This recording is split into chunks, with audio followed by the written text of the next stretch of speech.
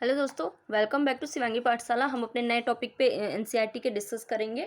हम 10th class के NCERT कर रहे हैं, जिसमें हम लाइन बाय लाइन एक एक लाइन को समझते हैं और इसको करने के बाद हम लास्ट में एक शब्दावली का सीरीज करेंगे, जिसमें इसके सारे हार्ड वर्ड्स को लेंगे और फिर अपने क्वेश्चंस को करेंगे। तो हमने इसके पहले पढ़ लिया था, आज हम इस पर स्टार्ट करेंगे। इसमें आज का टॉपिक है राष्ट्रीय विकास, लेकिन हम इन क्वेश्चंस को सॉल्व करते चलते हैं।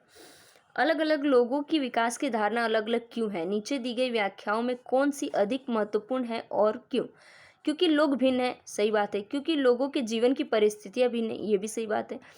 कौन सी महत्वपूर्ण है और कि दोनों ही महत्वपूर्ण है। लोग भिन्न हैं, आपका लोग भिन्न क्यों है? क्योंकि उनकी परिस्थितियां भिन्न हैं।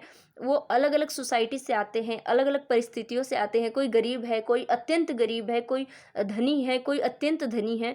किसी के पास अपने जीवन की दिनचर्या के लिए मुश्किल से पैसा है, तो किसी के पास उड़ाने के लिए बहुत पैसा है। तो ऑफ कोर्स विकास की धारणाएं अलग अलग होंगी, सबके लिए अलग अलग होंगी, क्योंकि उनकी परिस्थितियां अलग हैं। क्या निम्न दो कथनों का एक अर्थ है? कारण सहित उत्तर दीजिए। लोगों के विकास के लक्ष्य भिन्न होते हैं।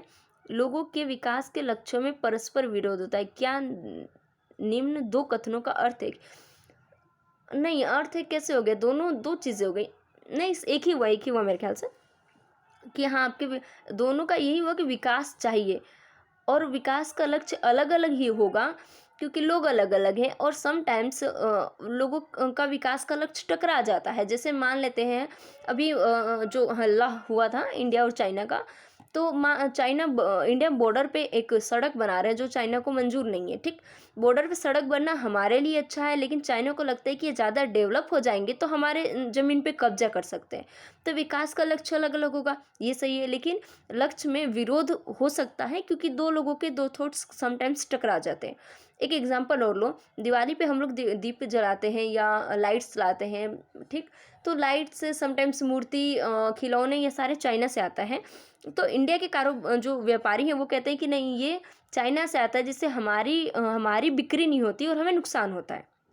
दो लोगों के थॉट से उनका चाइना वाला सोचते हैं कि हमारा व्यापार है, हम कमाएंगे और हम बेचेंगे, लेकिन इंडिया वालों के लिए वो थोड़ी सी तकलीफ देह हो जाती है। तो दो थॉट्स दो लोगों के होते हैं और टकराने की संभावनाएं ज़्यादा होती हैं। कुछ ऐसे उदाहरण दीजिए जहां आय के अतिरिक्त अन्य कारक हमारे जीवन के महत्वपूर्ण पहलू हैं। आय के अतिरिक्त अन्य कारक हमारे जीवन के महत्वपूर्ण पहलू हैं।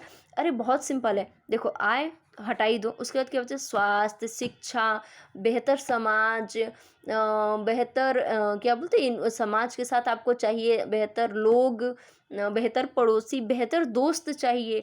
अच्छा, आपकी स्वतंत्रता होनी चाहिए, आपके पास आपके परिवार के लिए टाइम होना चाहिए। सारी चीज़ें हमने ऊपर ही पढ़ी थी, तो ये सारी चीज़ें ज़रूरी है। ऊपर दिए गए खंड के कुछ महत्वपूर्ण विचारों को अपनी भाषा में समझाइए। तो ये आप लोग अपनी भाषा में समझाना मेरे लिए छोड़ दो।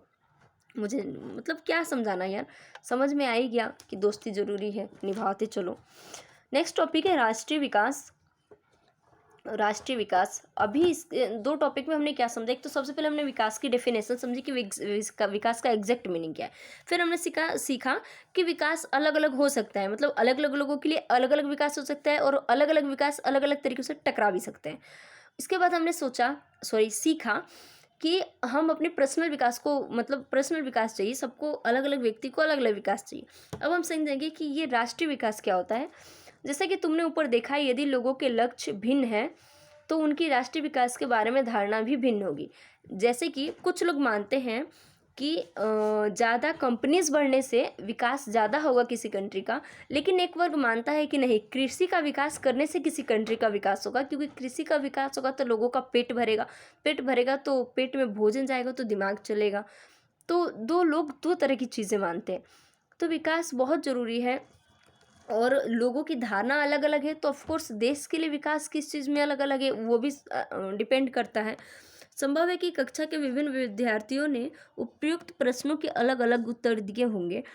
हो सकता है आपने स्वयं इन प्रश्नों के बहुत से उत्तर सोचे और उनमें से किसी एक के विषय में आप स्वयं भी निश्चित हो। यह समझना बहुत आवश्यक है कि देश के विकास के विषय में विभिन्न लोगों की धारणा भिन्न या परस्पर विरोधी हो सकती है। जैसे कि मैंने आपको एग्जाम्पल दिया था मोदी जी वाला, कि हम चाहते हैं कि हमारे बॉर्डर और स्ट्रॉन्ग हो, वहाँ पे सड़कें बने, लोगों का आवागमन बढ़े, लेकिन जो अपोजिट बॉर्डर के उस साइड वाली कंट्री है वो इस चीज़ से डर जाती है कि कहीं उनके बॉर्डर को हमारे बॉर्डर से नुकसान नहीं हो जाए। तो हमारे विकास का लक्ष्य अलग है। जैसे कि कुछ लोग कहते हैं कंपनीज़ बढ़ाओ, कुछ लोग कहते हैं नहीं कृषि पे फोकस करो, किसानों पे फोकस करो। तो दोनों अलग अलग थॉट्स हैं, समटाइम्स दोनों टकरा जाते हैं। लेकिन क्या सभी विचारों को बराबर का महत्व दिया जाना चाहिए? ऑफ कोर्स दिया ना जाना चाहिए। या यदि परस्पर विरोधी हैं तो निर्णय कैसे लें? अगर विरोधी हैं तो निर्णय कैसे लें? मान लेते हैं कि निर्णय लेना है हमें, तो हम एक काम कर सकते हैं, हम दोनों को दोनों क्षेत्र में बढ़ा सकते हैं। जैसे कि मान लेते हैं हम कहते हैं कि खेती ज़्यादा ज़रूरी है, खेती आजकल नुकसान में चल रही है, जीडीपी में उसकी हिस्सेदारी कम हो रही है, तो हम उसको खेती को खेती की जगह बढ़ा सकते हैं। कंपनीज़ बढ़ाना है तो हम उसको भी बढ़ा सकते हैं। तो दोनों को न्यायपूर्ण वही होगा कि आप दोनों पे फोकस करें। हमें ये भी सोचना होगा कि क्या कार्य करने का बेहतर तरीका है। क्या इस पर विचार से बहुत लोगों को लाभ होगा या कुछ को ही? राष्ट्रीय विकास का अभिप्राय इन सभी प्रश्नों का विचार करना है। इन प्रश्नों को सॉल्व करो। जैसे कि मैंने आपको फर्स्ट वाले इमेज में समझाया था कि अगर कंट्री का 100 रुपया है कंट्री के पास और उसका 80 रुपया किसी एक इंसान के पास है या किसी दो इंसान के पास है, अडानी के पास है, अंबानी के पास है, किसी के पास है या मोदी जी के पास है, और बाकी जो 20 रुपया है उसमें अगर पूरे देश में हम पैसा बांटेंगे तो थोड़ा थोड़ा सबको मिलेगा, तो सबका विकास तो नहीं हुआ।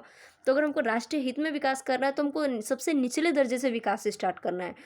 तो उसके लिए हमको पैसा का डिस्ट्रीब्यूट भी बराबर करना पड़ेगा, या जो भी संसाधन है, उत्पादन है, उसका डिस्ट्रीब्यूट बराबर करना पड़ेगा। तो इस लेक्चर में इतना ही। Thank you. जय हिंद। मेरे चैनल को सब्सक्राइब कीजिए, लाइक कीजिए। Thank you.